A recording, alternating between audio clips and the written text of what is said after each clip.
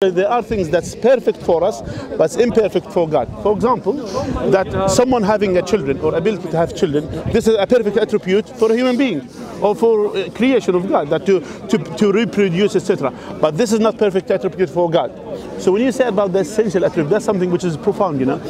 Do you believe God is merciful? It depends what you mean. It depends. Right? Okay, what is your understanding? Do you think God is caring? Simple, caring. No, let him define merciful. When you say what does it mean? Do you understand mercy in a different way for God than to us? Or caring, let's say. Other than the degree. That's not what I meant when I said it depends what you mean. Okay, so when I said it depends what you mean, it depends what you mean when you say God is a certain attribute. Which God are you talking about? What does that mean? No, we're not saying God has a certain attribute. What exactly do you mean by that? Okay, yeah, do you mean that there is an attribute in existence that God has, or that God, or that God is, or that God has as a part of Him, or God is It's a characteristic of God. Or is it simply a human thing that we need to talk about in order to understand? God told us in the Quran that He's merciful. Why you complicate things like this? Because you're coming from a Muslim perspective. I don't come from that perspective. No, but Josh, I was trying to explain, because look, you never asked me you did not ask me to explain Genesis 6:6 in order for me to explain to you a Muslim tract on attributes. You did not ask that. Is God the creator? Simple. Why we go to mercy? Is God the creator? Is God the creator? You're doing the same thing. This is the same thing you always do, right? I think it might be an Athari thing, an Ashari thing. I'm not sure. It's a thing you always do. If it's the majesty and then you go into creator, knowledge, it's the same thing every single time. Listen. Just simple. Listen. Let's leave discussion about what we believe as Muslims. Yeah. Let's talk. We're not discussing about what Islam is talking about. We're talking about this thing. When you talk about, because you mentioned something about the essential attribute. Do you think God is a creator? From a human understanding, yes. It depends what you mean. It depends what you mean by creator. No, it depends what you mean by is. It's in Genesis 1:1. Okay, so Genesis 1. Beginning of their book. Okay, good. So if God is a creator, is it an essential attribute of God to create? Depends. Again, it depends what you mean. Is God's look? How do you understand what God said in the Tanakh when He says in Genesis 1:1, He created the heavens and the earth? What do you understand by it? We understand that God brought the earth and the heavens and the earth out from nothing into existence. Which is called which is called what? Which we call creating. Exactly. Thank you. Is it an essential attribute? He's a creator. It's not an attribute. It's not an attribute at all. So it's not an attribute? No, it's not an attribute. But Josh, you know what attribute means? Attribute simply means that the qualities that an entity possesses. The characteristic. Yeah, characteristic that the. So, for example, if I said to you a triangle, what are the attributes of a triangle? It has 3 sides. Exactly. How do you know that? Because of the definition of the triangle. Because that's the concept. That is the definition of the triangle. 3 sides make a triangle. Yeah. Okay? Similarly, the way we understand, you know, any Tom, Dick and Harry comes and tells me I'm God. What I'm going to do, I'm going to check against my criteria of God. Yes? Okay, fine. And you would do the same. Yes. So you do understand attributes of God. So what is the definition of God? Exactly. If you wanted to define for us as Muslims, you as a Jew, you define for us as Muslims, yeah? Tell us, what is the definition of God? How do you define God? It's a very difficult thing, because the very idea of defining means that you're limiting. Right? When you define something, you put it in a box. Well, not really, because if I say Almighty, that means that there is no might that is compared to God. Okay. So that's not a box. In fact, I would say that it's out of the box. Okay, Josh, if I were to give you one term that encapsulates the most we can say about God, is Ein Sof. There is no end. There is no limit. No beginning. No. There is no limit. Is this essential attribute? It's not an attribute. It's his very essence. Okay, I think let's rephrase the question, because what we are doing is we are going too technical. Yes. Let us rephrase the question. The question would be, how would you identify the true God from the false God? How would I identify the true God from the false God? What do you mean by that? Which part of that? So if somebody comes to you and they say, this is God, Yes. This tree is God. right? And then you got to worship Him. Like for example, let's take the example. How would you in the Torah. how would you rule that out? I would measure that out based on the words that God. That's a very good question. Thank you very much. Thanks a lot. How are you doing? You're right. You stole my thunder. Oh well, you know. So basically, you know, in the time of Moses, when the Israelites, they started worshipping this golden calf as God, they started worshipping it. How did Moses identify the true God of Israel from this false God of Israel? Good. Exactly. I'm really glad you brought up the golden calf, actually, because I just gave a whole Bible lesson to some Christians earlier. Fantastic. All about the golden calf. Sorry, what's your name? Your name's Josh. Josh. Thank you. Yeah. So, Josh, which one of the definitions of the Abrahamic war? Poor Josh is having to talk to 4 people. I know. Here. That's a bit unfair. Okay. I'm going to stop talking now. It's too much. It's like shotgunning the poor guy. Listen. Hashim, you speak and Shaik speak. I'm going to listen now. It's too much. That's me, him, everyone. It's too many people. It's not fair. It's not fair on it. Is it the Greco-Roman version? Listen. Which one of those? By the way, you could have your discussion. Please. By the way, you could have your discussion later on because we already. No. We are already in In the middle of a conversation. We are. Rude to come Okay. and Listen. Okay. Okay, All right. Can you not see I'm in the middle of something? Yes. Yeah. No. It's lost for words now. He can. Okay. No, this is not an option. But it's an open discussion about a specific point. Yeah. Yes. Okay. That's what it is. Well, you diverted it. I'm not Okay. talking about. Let's I talk think about. Hashim and Shaik, you talk. I want to listen. Okay. It's too much. It's not fair on him because he's trying to. Yes, answer. that's too much. So the question I asked. I'm sorry, I came in. No. But you're more knowledgeable, so I'd rather you speak. I think All that right. is something that we should be able to After we right? finish, you discuss with Josh. I want to answer No all of your problem. questions. I will have time for you. By the way, sorry, we I shouldn't still be haven't been allowed too many people against Yeah. the Finish your point, Josh. finish an answer Finish to like 5 questions. Yeah. Fair enough. Josh. Because I was explaining a while ago Yeah, now, right? Maimonides' idea of what archaic. But say about can God. say about God. In order to explain Genesis 6:6, that's what the whole point. Okay, let's come back to that. Let's come back to that point. And then I can answer some other questions that you've asked. All right, in the meantime, Right? Because otherwise you just go nuts. You go on There's digression. too many. digression. That's right. I agree. Go on. Right? All right. Okay, so what was I saying? Yeah. So the reason we say, right, about God that He is merciful is because if you were to say about a human being that He was not merciful, that would be deficient. That's what I was coming to, right? Sorry, say that again. If you were to say about a human person Yes. that he does not have mercy, Okay. he's not merciful, Okay. would that Sorry, be who a doesn't have mercy? The human a being. human being? If I That's were to deficient. say about, Fred Blogs, that he is not merciful. Don't be racist now. Use a Jewish name or a Muslim name. Otherwise, the white guy's going to say, "Oh, it's got to be Fred Blogs. It's an English guy." Fine. So let's say, I don't know, Fine, Moshe Abdul. Gloss. Abbas, I If I think were- you're getting a bit Abbas. cryptic there. I think you just got to let that one go. If I were to say about Moshe Gloss, Okay. right, you've thrown me now. It's not merciful. I will remind you, it's not merciful. I say about Moshe Gloss that he's not merciful, Yes. right? Then that would be a deficiency in Moshe Gloss. Right. Therefore, I can't say about God that He's not merciful. This is the way that the Maimonides looks at it, right? So you use And- a human to understand God, basically? Yes, because that's all you Shouldn't can. it be allowed? Didn't you think the other way around should be? What you should? Shouldn't God be independent of the human Wait, hold on. characteristics? The other way around is to understand God based on. The other way around is to understand humans based on God. No. God tells us to understand For humans, example, yes. How we should understand human is also from God, isn't it? Like, for example, He tells us good and evil, Yeah. how to identify good and evil. How we understand Otherwise, good and everyone will have their own subjective understanding of humans, you know? Like, they'll say, oh, Stalin is a good person for some people because he treats them nicely, and the people he treats them evil, they say, oh, he's an evil person.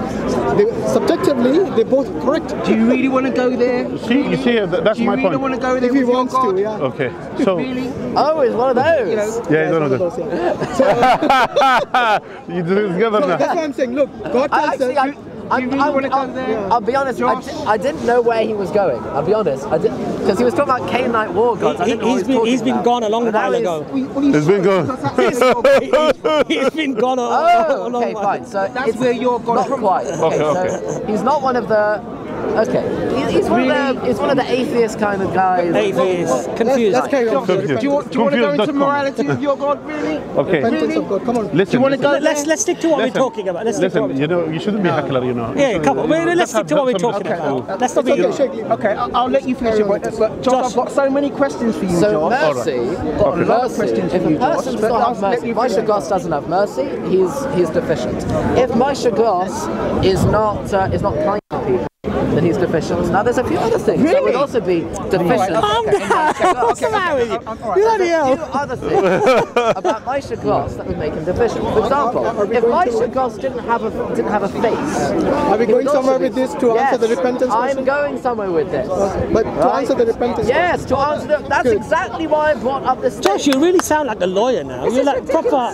You're getting proper. Like you were Why very should soft God? before. Now I see like a bit of fire in there. You know? Yeah. Yeah. He's warmed up a He bit. developed his. he has. Yes. You've got a big book there, Josh. Josh has now Moshe become a Goss- man. Come on, if Josh. Moshe Goss didn't, Guys, if Moshe stop Goss disturbing him. did Let him not finish. have a face, he would be deficient, which is why we can't talk about God as not having a face, even though we know he's not physical, right? He's not physical, but we can't say of him he doesn't have a face, right? We can't say about Moshe Goss that he doesn't have 2 feet, because then he'd be deficient, he'd be a cripple, right? I'm getting impatient. Right? I'm going somewhere with this. therefore, if Moshe Goss does something which doesn't have good consequences, right? So who's my son? If you didn't want me to talk about Fred Broad, don't about Moshe Goss. I can talk about Mohammed bin Salam if you want. I don't really care. No, but so are you Mohammed saying? bin- So you're saying God has feet and face? No, and, okay. I'm saying that we can't say that he doesn't. But you can't say as well, and as well you cannot say he does. You just be in the middle. You don't know. The way to understand God is in order Remain to agnostic think about until he tells you is in specifically. order to think about That's what proper we know, agnostic thinking. right? In order to understand God, we need to use physical, whilst also bearing in mind that he isn't physical. Yeah, so Josh, to some extent, And therefore, the answer is, Yeah, go on. if Moshe Goss did something that had negative consequences, and then he did not regret it, we would say that's a bad thing. That's a deficiency in Moshe Goss.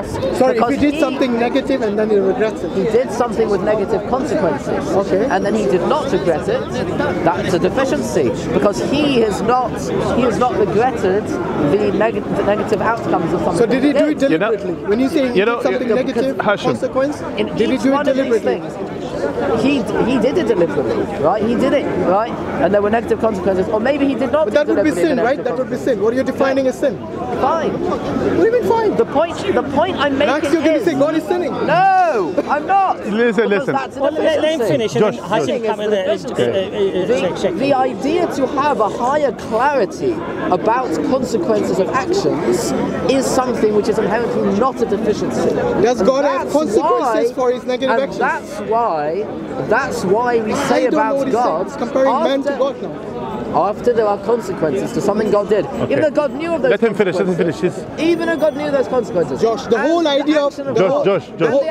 And the action, I'm going to finish my sentence. Yeah, and finish. the action of God was not negative, right? The consequences of those actions, which God foresaw would be in some sense negative, it has to be, from our understanding, that God has to have regretted it. Because if not, then God does not have this higher clarity of consequences of actions. Okay, Does God's action have Hashim, say.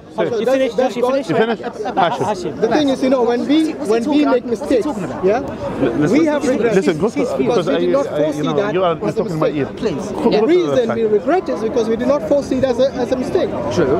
In the case of God's actions having negative consequences, you're either saying God did not foresee it, or you're saying that he didn't know what he was doing, in a way. There is a third. Okay, There is a third okay. possibility. What is the third The possibility? third possibility is that when we take the human attribute and apply it to God, we're not taking it 100%. We're taking that particular stage of it. I don't need to take the previous stage, right? The part of the regretting that we want to take over and talk about God is the part about the higher clarity at the end. What we're not taking over is the cause because of the mistake that caused the higher calamity.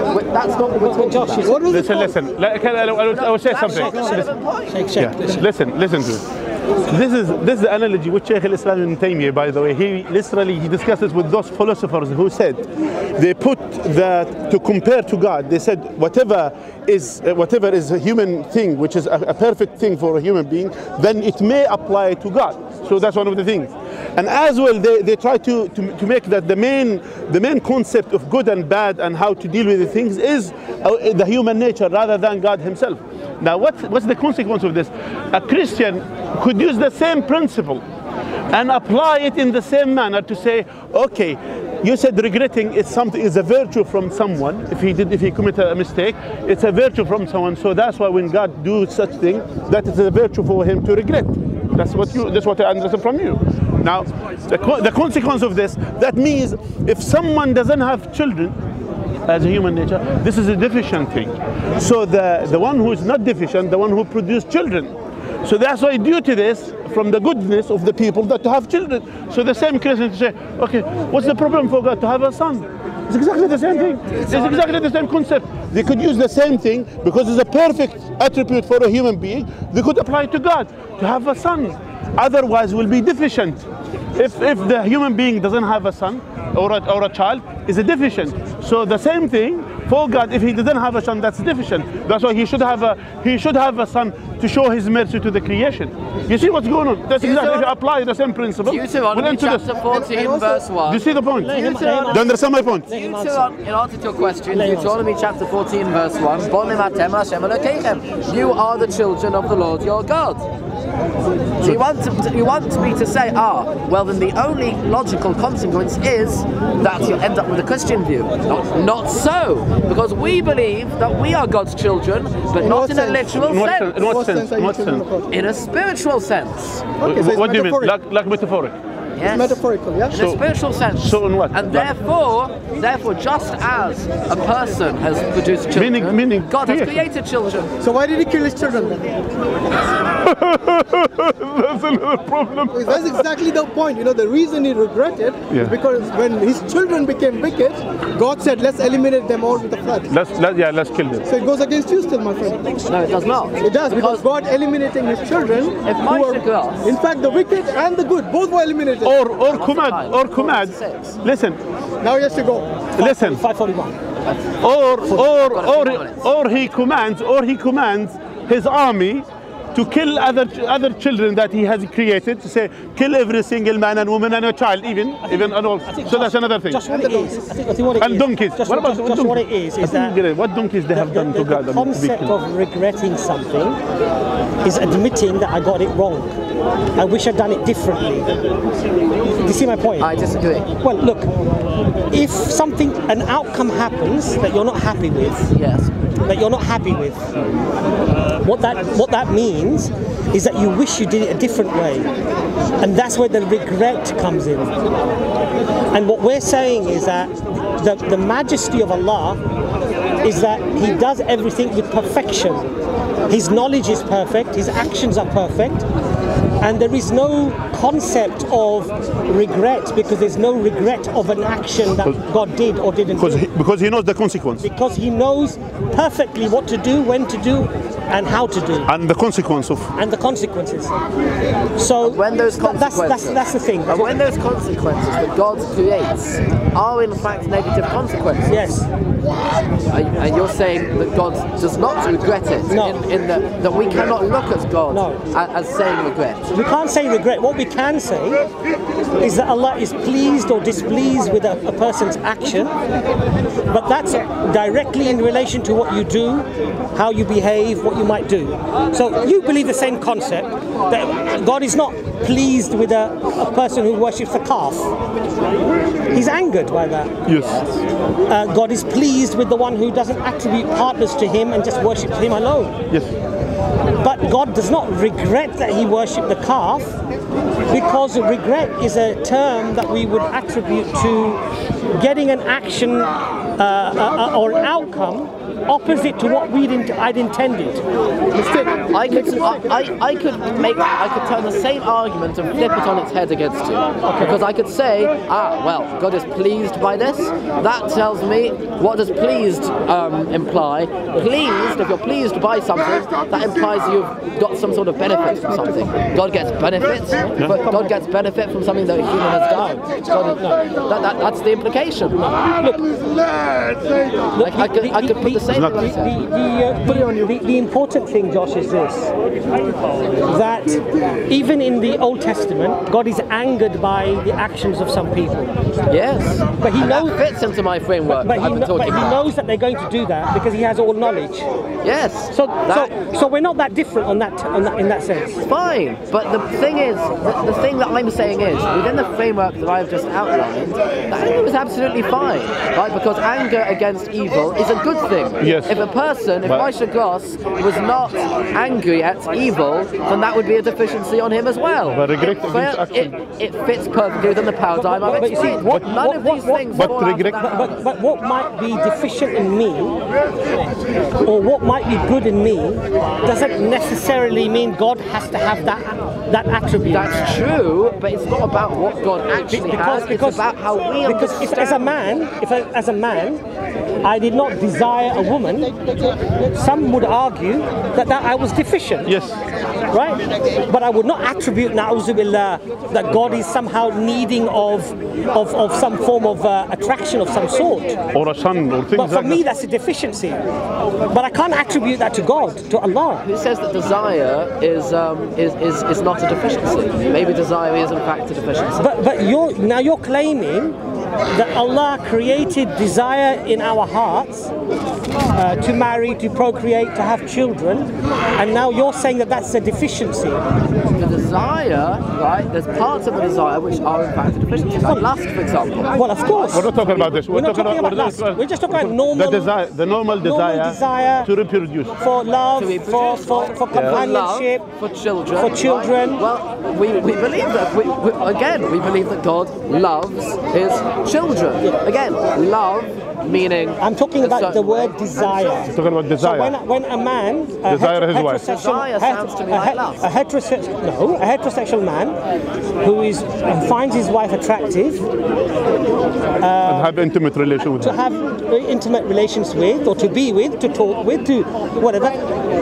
I would say that would be a natural inclination of what it is to be a man, right? Okay. I would not attribute that to Allah, to God, because it's not something because it is in a way an efficiency. Well, you're saying that God has created this attribute of being attracted as something that, yes, I agree, it can become. It can, if it's inappropriate, i.e., if it's for anyone other than your wife. If you lust after or desire somebody who's not you're married to, under Judaism, that would be a sin, right? In fact, you know what? It's very interesting you brought up a wife. If you look at Hosea, yes. The whole parable that Hosea says is that Israel, who elsewhere is described as being the children, is now described as the wife, right? Who has actually gone astray and has committed adultery, going after the idols. No, but Josh, that's a different point. So that metaphor also exists. No, but Josh, that's a different. That metaphor also exists. No, Josh, what you said is that we can't attribute to God a quality that we don't feel that we have that is a good quality. Right? So in other words, God is that as well. But what I'm trying to explain to you is that if a man desires his wife, finds her attractive, he finds her appealing, he has that desire, that inclination to be with her, we think that's a normal, natural thing that Allah has given all of us. But we wouldn't attribute that to God. That's what I'm trying to say. So from that perspective, I can say that... brothers, ignore. From that perspective, so we could also fit that in and say, actually we can attribute it to God in the way that He chose a people that He connected with, right? But you're in saying, that kind of way. But listen, you can also say that. But the function. And again, it's not an Josh, this is the problem here, because you said earlier something which is a perfect attribute to the human being could apply to God. So that's what he's bringing you the same concept. He says you cannot be using the same way. Exactly what you See, that's the problem. Not just that, and add to it. The deceiving deity. Go away. Allah the deceiver. My God. Honestly. Chapter I would love to 3. see. I would love to see him arguing a big T. That would be hilarious. Arguing? Big T. Who's that? Shia fellow. Oh my God, that would be nice. I'd love to have those two at it. That would be amazing. So you see here, going back to the point. So regret, it could be a virtue for us as a human being to regret, because we are sinner, we are deficient, we make mistakes because we don't know the consequence of our action. For example, if someone design a plane and then later on we regret, I wish I modified it in this way. You will not go into this plane knowing this person could regret. But you know, if a person firm with the knowledge what he has done, so that's what should be confident to what he is creating, for example, or what he's making for others. So when you say God regret, as if God doesn't know the consequence of this, or thinking that it could be better than that, or to be improved, that means as if it was imperfect in the first place, to be improved. I already answered this question, and I'll answer it again, in the same way that I answered it before. The answer is that we are taking one part of the concept of regretting, which is the main part, which is the higher clarity over the consequences of an action. We're not taking the narrative of the action itself. That's not what we're taking and applying to God. We are applying very specifically the clarity of the consequences, not the narrative of the action. Okay, I think, Josh, we've actually debated this as much as we probably can. Yeah. I think the Islamic point of view would be that Allah is perfect. His attributes are perfect.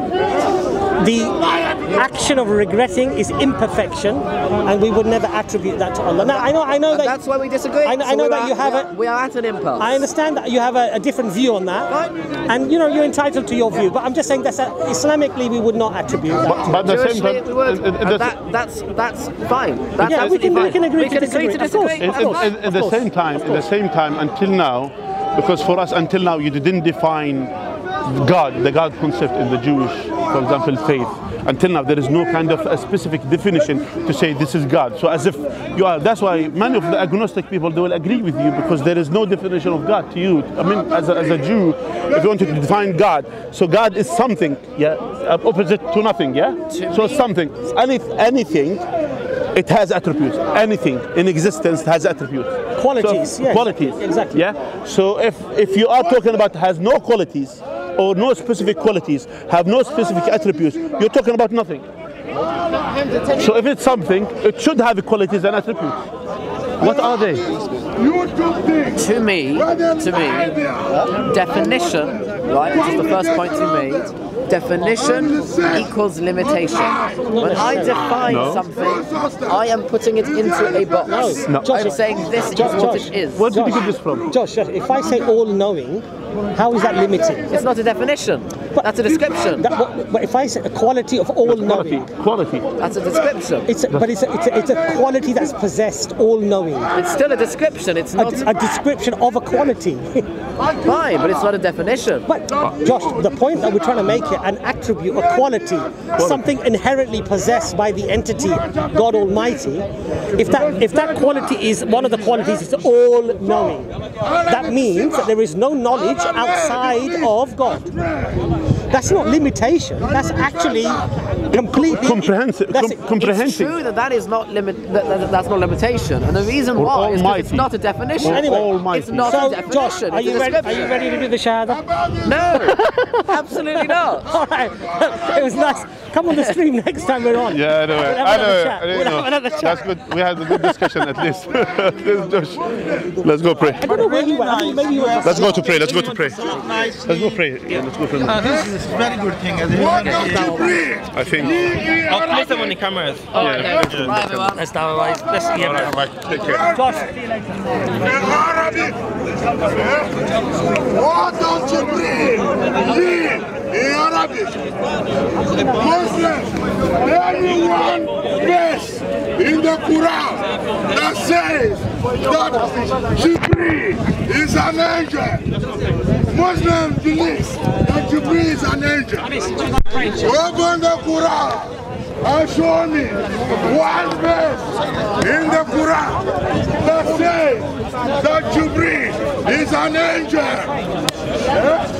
Because Muslims, they lie to them and they lie to themselves. Everything they talk about Islam is a lie. Show me one verse where the Quran says that Jibreel is an angel.